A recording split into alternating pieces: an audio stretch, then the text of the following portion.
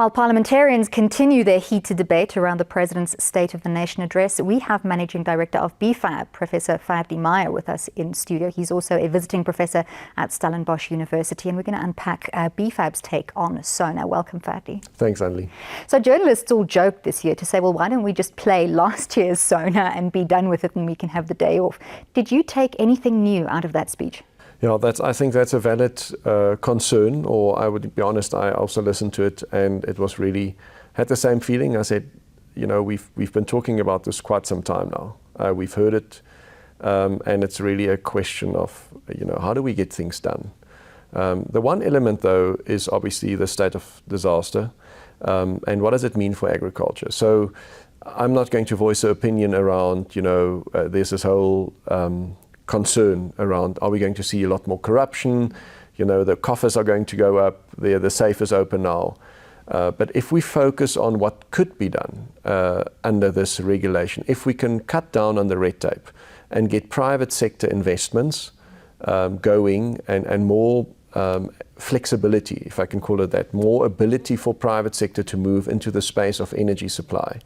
I think we've seen a lot of evidence of private sector that's prepared to invest. And I have to say, if we just look at agriculture, agro-processing, it's more an investment of, look, guys, if we don't do this, we're going to stop to produce. And that's something, you know, that we can't see in the country, in our whole food system. So just that's the element for me that is obviously new that we didn't see last year.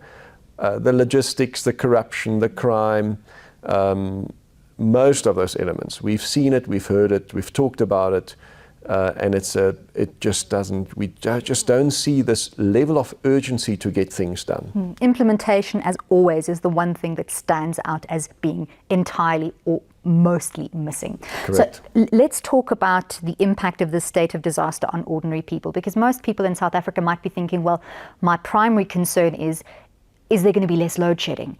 But there's a bigger impact in terms of food security that doesn't perhaps hit home quite as hard as it should. What ultimately are those big concerns for agriculture? Correct. So Anlie, I would like to answer by, I'm trying to put myself into the position of a big decision maker within Eskom or in politics, treasury. And you look at the economy and you look at, you know, who are your big energy users? Who's making the biggest contribution to the economy? And I think that skews our debate and some of the decisions that are made, or the focus that's provided for agriculture. So agriculture, we all know these numbers by now. It's like between 2 to 3% contribution to the total GDP of the country. So it's relatively small. We have about 10% of the employment number, so that's big. But in relative terms, so if we add agro-processing, let's say it's 9-10% of total economy. So there are bigger energy users, there are bigger sectors. The reality lies actually in terms of your food security and stability of the country. And let me just give you some examples. We have about 50% of our households in South Africa that cannot afford a healthy, balanced diet. These households are spending about 40% of their total income just on food, just to get by. And if you can imagine, so in our BFAP monthly tracking of food prices in the food basket, so we have a healthy food basket, these households are paying now 380, 390 Rand more every month for that basket compared to last year. So you can just imagine these numbers are all starting to add up. We can produce the food. In most cases, you know, we've heard the retailers, their plea. These costs are huge to run the diesel generators. Farmers are in a tight position. They are investing in solar and diesel generation, but all of it, it's adding costs in the supply chain. And ultimately, these costs are feeding through all the way to the end because you can't absorb them. So you're either going to go belly up, you need some form of a subsidy or support, or you need to pass it through to the consumers. And that's where our main concern lies at BFAP, is looking at the low-income households and what the impact of that is. And then we're talking not about this 2-3% impact on the economy. Then we're talking about serious instability, in terms of social poverty. cohesion. Exactly. So you want to have, and that's another point, Anlie, we will talk about a little bit about the supply chains and the value chains in a moment. But it's how does all of this push back? Some of the commercial operations can invest, can afford it, but the margins are tight. So I'm always very disappointed. I saw a colleague,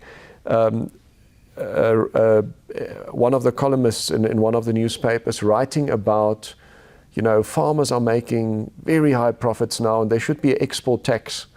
But if I would take these colleagues and just take them through the numbers and ask, would you invest in primary agriculture if you're, in real terms, over the last 10 years, your return rate is 4 to 5%. I don't think you would invest your pension fund in that. But the reality is farmers are doing it. Banks are providing the loans. The credit is flowing, and they are keeping the nation food secure. But it's not a high margin business. We had good margins in the last 2 years. But we're basically, if you take it over the long run, and you need to understand these cyclical behaviors of prices in agriculture to get the full picture of agriculture and the investment in agriculture. So at those numbers, let's talk about the private sector, because we're talking about private-public partnerships, the PPPs, they're everywhere. They were emphasized again in SONA this year, as they are every year. But is the private sector ready and able to invest at those returns on investment? Yeah, that if you would ask me a few years back, I would say, only without any doubt, we've seen the proof. We've seen, if we look at primary agriculture, let me give you a practical example. We expanded irrigation, the irrigation of intensive high-value crops, mainly your export commodities, by 130,000 hectares. So just imagine an easy calculation between 800,000 to 1 million rands to get these orchards going, to put up the netting, the irrigation, etc. So we are looking at a lot of capital that was invested.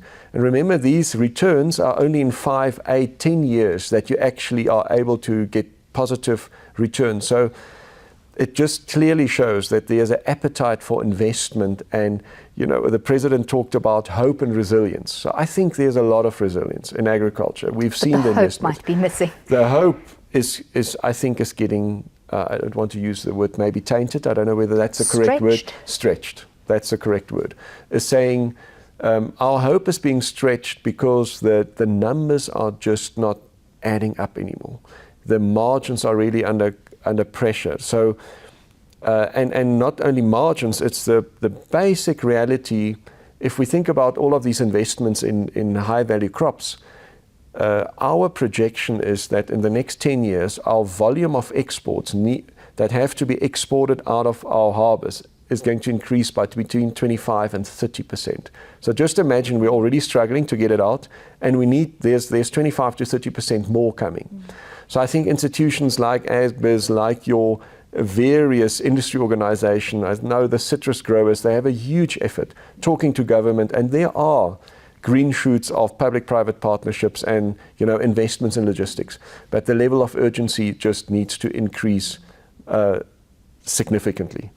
Before we close off, Ferdi, I want to talk about that pressure that you talk about, especially in exports, because that, if we cannot maintain or grow alongside the volumes that are going to be ready to export, ultimately that pressure comes down on small-scale farmers. And the president made note of economic stimulus efforts within agriculture to try and help small-scale farmers. But ultimately, they're going to suffer, right?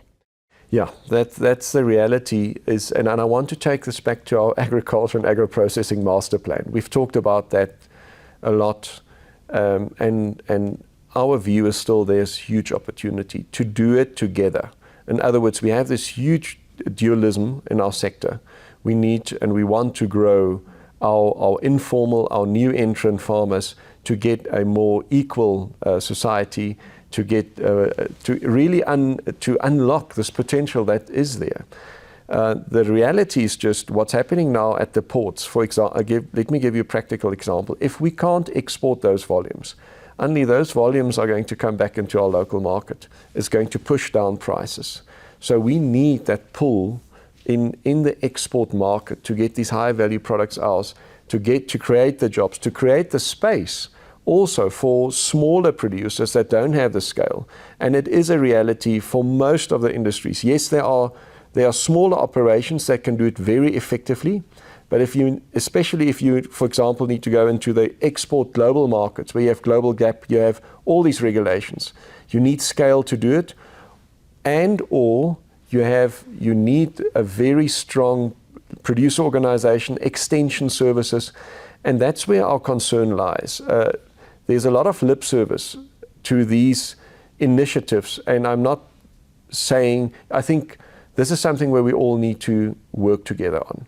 And from BFAP side, we have, in partnership with a number of organizations now, we call this the roadmap to inclusive agriculture transformation, saying let's take a step back and see how we can work together to gather the correct information, to measure, and to monitor and to understand, are our programs really effective? I'm very hesitant to just throw out numbers saying so many billions of rands, so much seeds and so many hectares were planted. Maybe those hectares were planted. I'm not so convinced that they came actually to fruition. Exactly, and are they sustainable? How long do these farmers have the correct support mechanisms? Do we have the value chains? I think we have in South Africa a huge opportunity to expand that market, but we need to understand what are we doing, where are we doing it, targeted support with the correct support mechanisms. And all of that comes through critical analysis, and that's part of your work at BFAP. Thank you so much, Ferdi. Always engaging to talk with you. Thanks, Anlie.